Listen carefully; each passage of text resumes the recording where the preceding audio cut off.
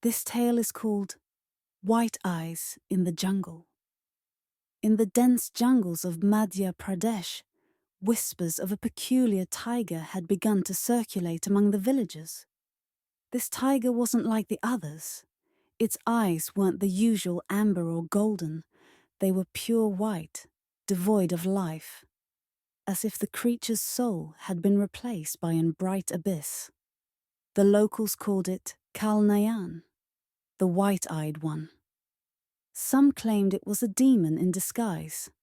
Others said it was a curse brought upon by the desecration of an ancient shrine deep in the forest. Whatever the truth, one thing was certain. Those who encountered the tiger never returned.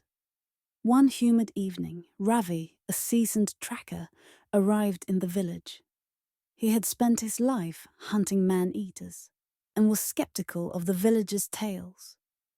"A tiger is just a tiger," he said, dismissing their warnings. "Fear makes monsters of ordinary beasts."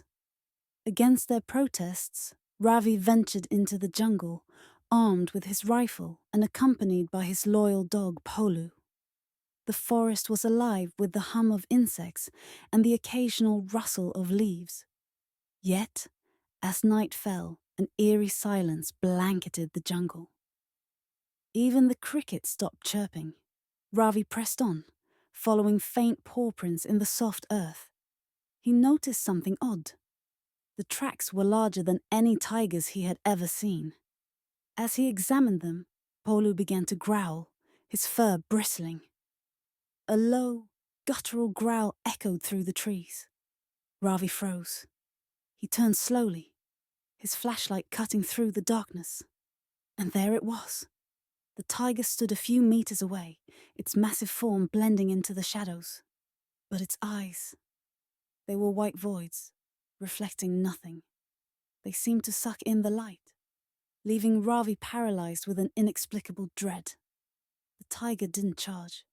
Instead, it began to circle him, its movements unnaturally fluid, almost serpentine. Ravi raised his rifle, his hands trembling. He fired. The shot rang out, and the tiger vanished into the darkness. For a moment, Ravi thought he had scared it off, but then he heard it. Whispers. Faint, indistinct, but growing louder. They seemed to come from all around him. Polu whimpered and bolted into the jungle. Ravi called after him, but the dog was gone. The whispers grew louder, forming words in a language Ravi didn't understand. The trees seemed to close in, their twisted branches reaching for him. And then he saw them. Eyes. Dozens of white eyes glowing in the darkness surrounding him. They weren't just in the tiger. They were in the trees, the ground, the air itself. Ravi ran, stumbling through the jungle, the whispers chasing him. He didn't stop until he reached the village. Breathless and covered in scratches, he burst into the square, screaming about the eyes.